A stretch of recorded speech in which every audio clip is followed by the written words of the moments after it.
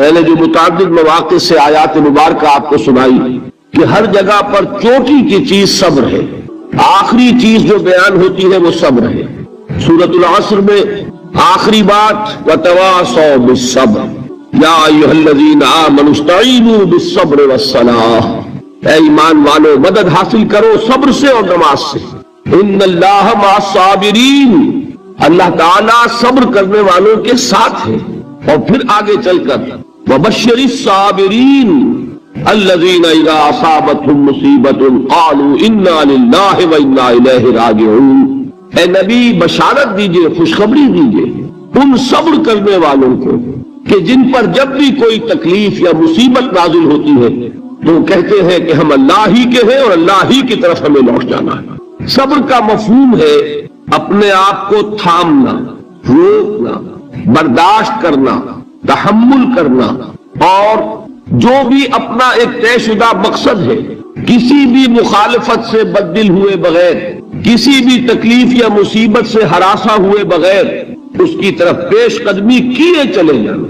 بڑی سخت سردی پڑ رہی ہے، فجر کا وقت ہے، گرم پانی کا اہتمام نہیں ہے، اب اس وقت فجر کی نماز کے لیے اٹھنا، ٹھنڈا پانی اگر ہے تو وضو تو کرنا ہوگا، اس ٹھنڈے پانی سے وضو کرنا، اس وقت لحاف سے نکلنا ہی بہت مشکل، ٹھنڈے پانی سے وضو کرنا اور مصیبت۔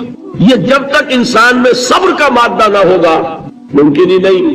اس کو کہیں گے صبر علی الطاعہ، اطاعت پر صبر کرنا۔ ناگواری محسوس ہو رہی ہے لیکن اس ناگواری کو برداشت کرتے ہوئے انسان اللہ کے حکم کے اوپر جمع رہے، اللہ کے حکم پر عمل کرے، یہ کیا ہے؟ یہ صبر ہے۔ اگر یہ صبر نہیں ہے تو ظاہر بات ہے کہ انسان اللہ کے اس حکم پر عمل نہیں کر سکے۔ صبر کا مادہ نہیں ہوگا تو آپ کام نہیں کر سکیں گے۔ اور اسی کا ایک دوسرا رخ ہے، جب آپ دعوت حق کے لیے کھڑے ہوں گے پہلا قدم کیا آتا ہے؟ استہزاء، تمسخر، مذاق اڑانا، جس کی میں مثال اب دینا چاہتا ہوں محمد الرسول اللہ صلی اللہ علیہ وسلم کی شخصیت سے۔ دیکھیے ہم کیا اور ہماری بساط کیا، ہم کیا مبلغ ہوں گے، کیا داعی ہوں گے، ہمارے اپنے دامن پر داغ ہوتے ہیں، لیکن یہ کہ محمد الرسول اللہ کے دامن پر کوئی داغ تھا؟ ان کو تو سارے مکے والے الصادق الامین کہتے تھے، نہایت محبوب شخصیت تھے، ان کے لیے تو جا صادق جا الامین یہ الفاظ سننے میں آتے تھے، آنکھوں کا تارا۔ لیکن جب آپ نے دعوت اب شروع کی، اب قرآن مجید میں دیکھیے کسی نے کہا مجنون ہو گئے، دماغ خراب ہو گیا، پاگل ہو گئے، اجی شاعر ہے، کچھ شعر جوڑ لیتے ہیں ہم پر بہت جماتے ہیں۔ کسی نے کہا ساحر ہے، وہ جادو سیکھ لیا، یہاں تک کہ ایسے بدبخت بھی پیدا ہوئے قرآن میں ہے ساحرون کذاب، سحر کرنے والا جادوگر نہایت جھوٹا۔ یہ الفاظ کہے جا رہے ہیں کس کی شان میں؟ محمد الرسول اللہ صلی اللہ علیہ وسلم۔ قرآن میں نقل کیا گیا یا ایھا الذی نزل علیہ الذکر انک لمجنون۔ کبھی آپ نے اس کا ترجمہ سوچا؟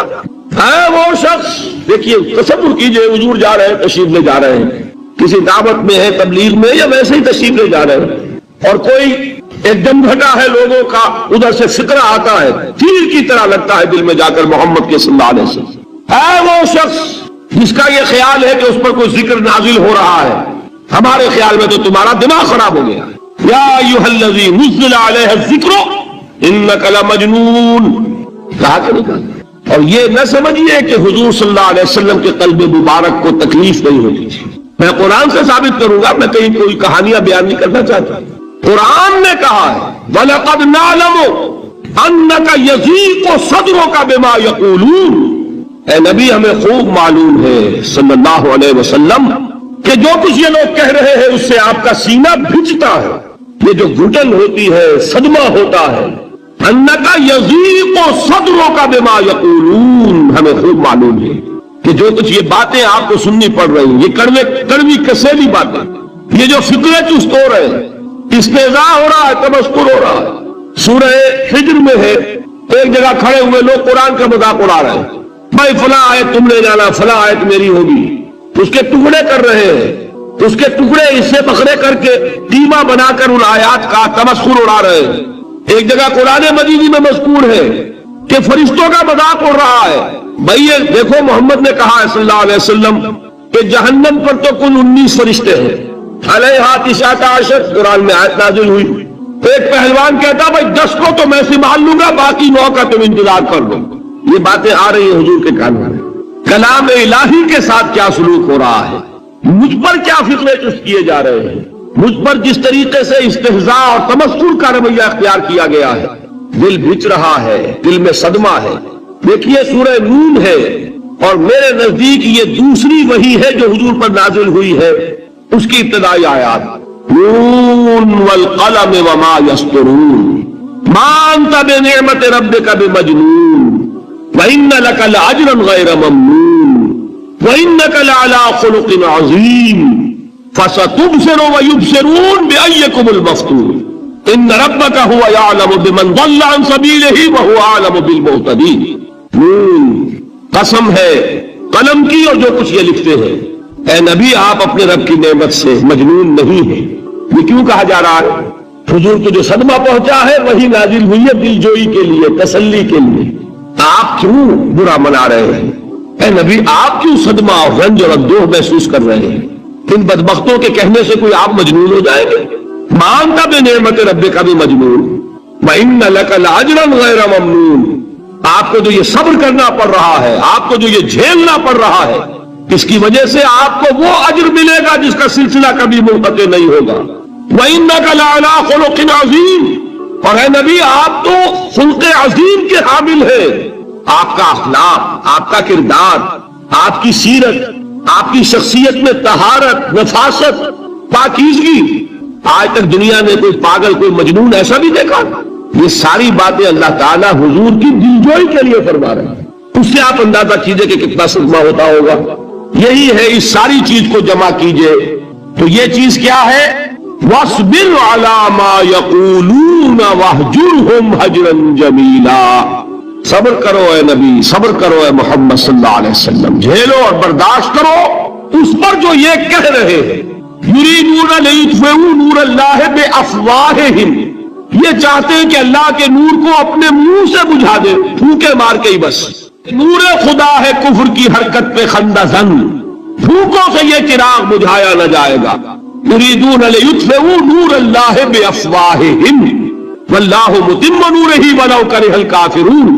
یہ چاہتے ہیں کہ اپنے منہ کی پھونکوں سے اللہ کے نور کو بجھا دیں، حالانکہ اللہ تعالیٰ تو اپنے نور کا اتمام فرما کر رہے گا، خواہ ان کافروں کو کتنا ہی ناگوار ہو۔ اس کی ترجمانی ہے نور خدا ہے کفر کی حرکت پہ خندہ زن، پھونکوں سے یہ چراغ بجھایا نہ جائے گا۔ یہی وجہ دیکھیے مکی صورتوں میں خود نبی اکرم صلی اللہ علیہ وسلم کو اتنے مختلف پیرایوں میں صبر کا حکم دیا گیا۔ کچھ مثالیں میں دے چکا ہوں، وَلِرَبِّكَ فَاصْبِرْ، اسی طریقے سے وَاصْبِرْ كَمَا صَبَرَ أُولُو الْعَزْمِ مِنَ الرُّسُلِ، اے نبی صبر کیجئے جیسے کہ صبر کیا ہمارے اولو العزم رسولوں نے۔